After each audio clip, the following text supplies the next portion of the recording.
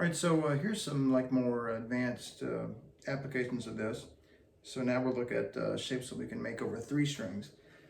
Now, even though they're over 3 strings, they're the same intervals and shapes that we use on the ones that were 2 strings. So like for instance, this first one is just nothing but stacked fourths. So this first example, I'll play it slowly.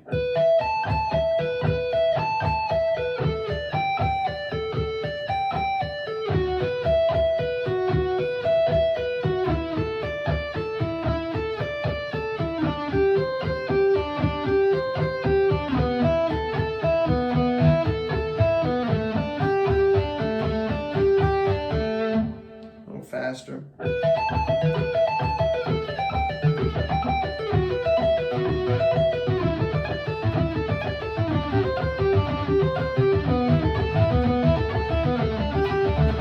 And finally, with some speed to it.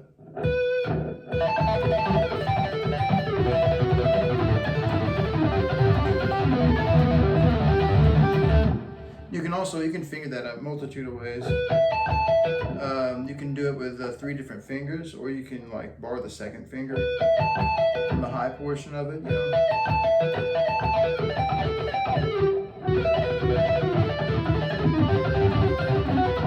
whatever you want to do there. I like the one where you bar it across. I do that one better, so when I practice the one with 3 fingers, just to get better at that.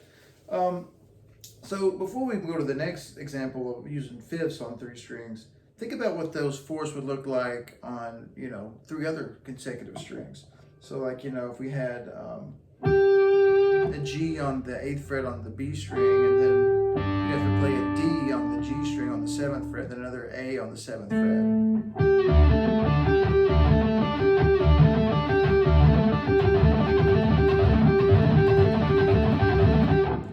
Like something like that. Now here's the real tricky thing: if you're to play it like on the A, the D and the G string all straight fourths, you get the same fret, which is really hard because you're playing the same fret on 3 consecutive notes that you have to separate.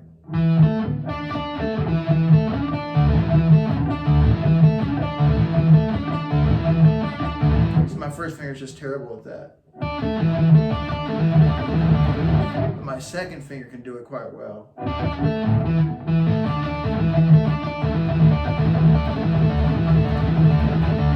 my third finger, a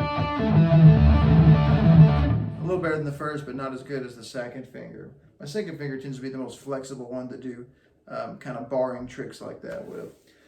All right, so the next example, fifths on 3 strings.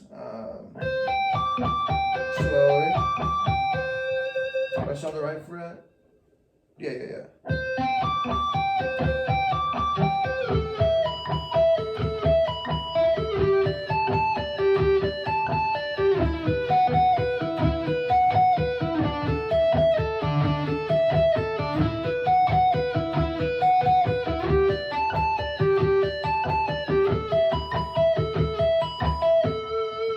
In that example, you can just keep repeating. I use it that one duo back and forth, kind of like in a sequence. I have to practice this one a lot. My third finger is not as good as my second finger. So anything with a third finger, I practice more than I should.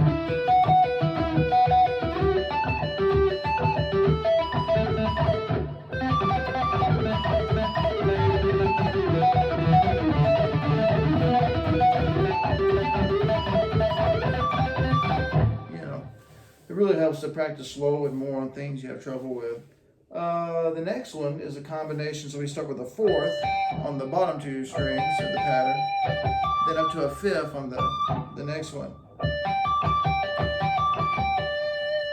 So slowly, this one with the 4th and the 5th goes.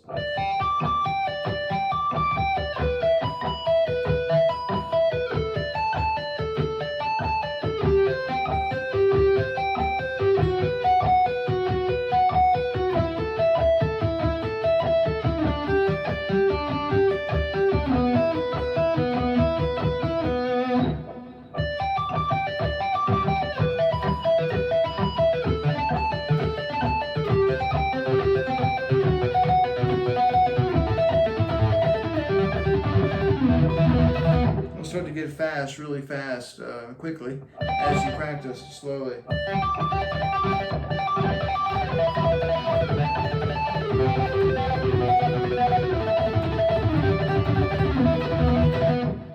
And there you go, it's our whole example. So now you can try a pattern with a fifth on the bottom string, and it goes up to a fourth.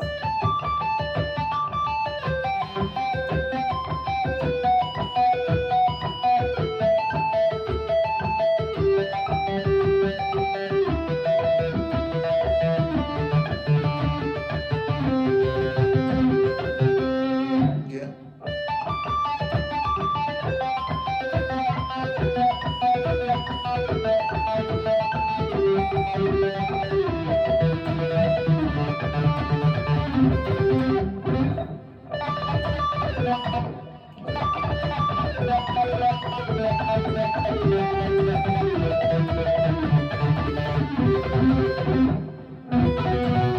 You can keep going on a lot of these. Once you see the scale pattern on the neck, you really can start flying around and playing just about anything you want. I think that's it for 3-string examples. So on these 4-string examples, things start to compound pretty quickly. Here's a simple one. It's all straight fourths. Now the hard part is when I start to get to these 4-string examples, I really start to encounter troubles with the notes overlapping and sounding messy. So I have to practice these quite slow at first.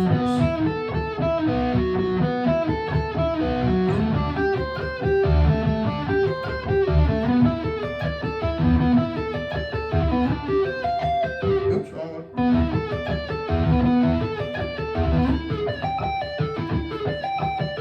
That one again.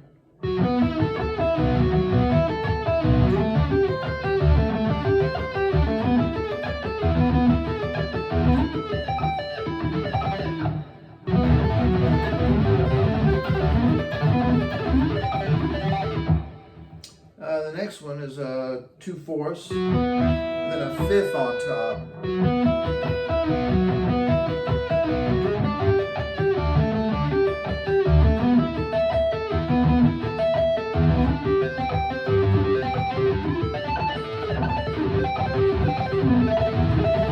That one feels pretty easy to me.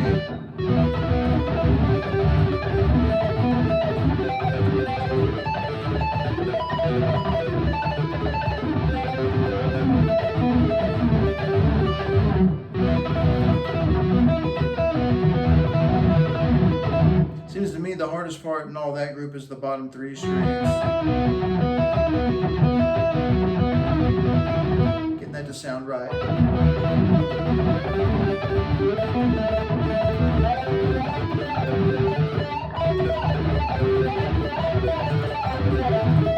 So something like that. Let's see. What's next here? Okay, we got a fourth and then 2/5. So there's a fourth and then 2/5.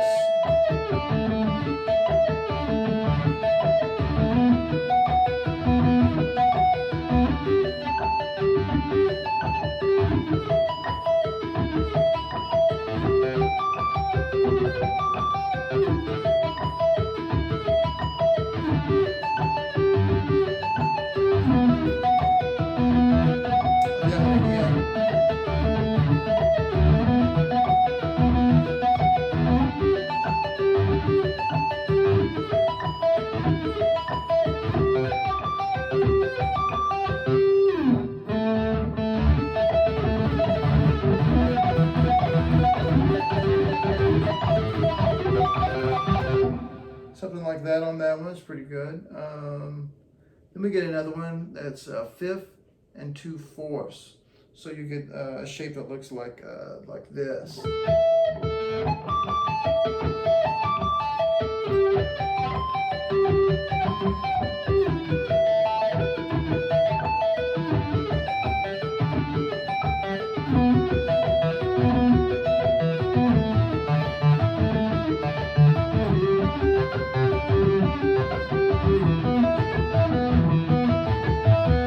Practice that one again.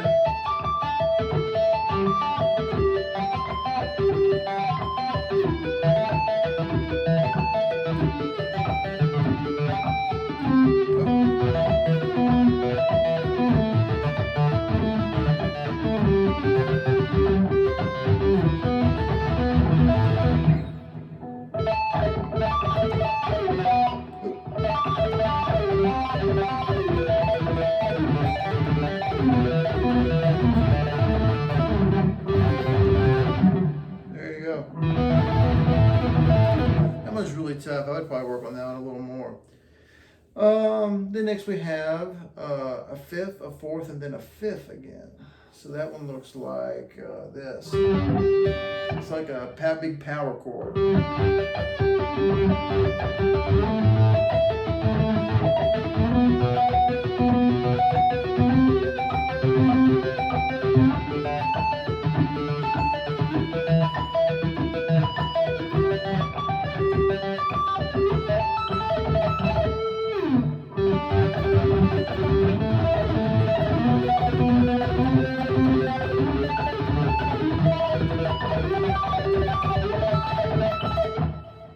So there's that one. Let's see what else I've got in here. I probably got a few more. Oh, I got one more of the 4 strings. Let's see, this one is oh yeah, so we got a fifth, and then a fourth.